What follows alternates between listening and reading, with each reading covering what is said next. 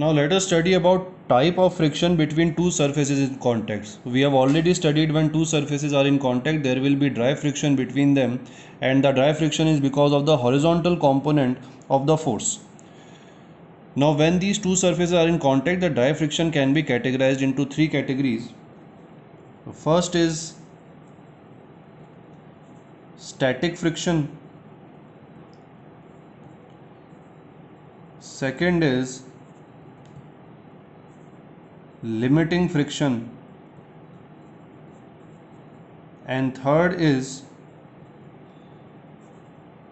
kinetic friction. Now as the name suggests, static means that the body is stationary, so that means this friction is there. It acts when body is at rest. The kinetic friction, it starts happening when the body is in motion. So this acts when body is moving, and the limiting friction is nothing but it is the maximum limit of static friction. Now we already studied that when the body is at rest there is no friction that is applied, but here we have written that the static friction acts when the body is at rest. So what does it mean? Let us study static friction in detail.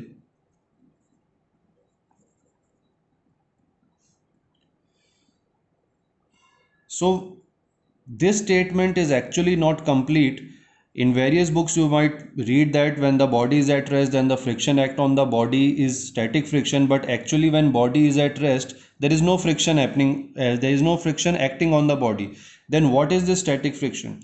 It actually means that the body is at rest but there is a tendency to move because there is a force applied on the body. There are two situations. This is a body of mass m placed on a ground and this is at rest. In this particular case the friction will be zero. But suppose if we start applying force over this body and this force is not able to move the body yet, but nevertheless we are applying the force. That means in this condition there is a tendency to move. Tendency of the body to move. It is not moving yet because the force is not sufficient to move the body, but if we increase the force the body might move. So there is a tendency to move. So when there is a tendency to move, then there is the friction which is called static friction.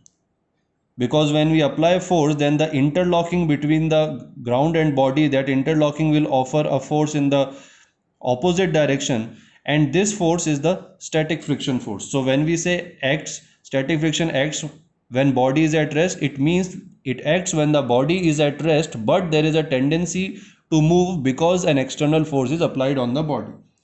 So this friction is called static friction. Now the body is not yet moving, it is still at rest. Why? Because the forces are equal and opposite. Force of friction is equal to the external force that is applied. Now when we increase the external force, the friction force will also keep on increasing, because if we increase the force, if we apply more force on the body, there will be more force on the interlocking, and the interlocking will apply more force as the third law of Newton in the opposite direction. So with increasing external force the friction will also increase, the static friction will also increase. But there is a limit to this static friction. There is a maximum limit to static friction till where it can increase.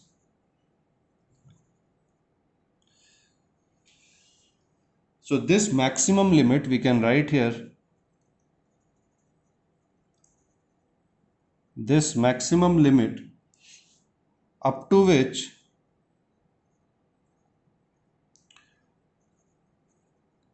static friction balances external force F is called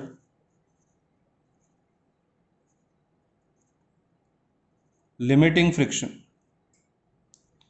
So limiting friction is the maximum value of static friction, and if the external force crosses the limiting friction, then the body will start moving.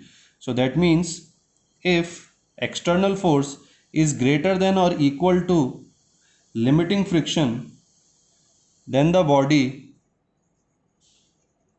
starts moving. If external force is less than limiting friction, body remains at rest and the friction is called static friction.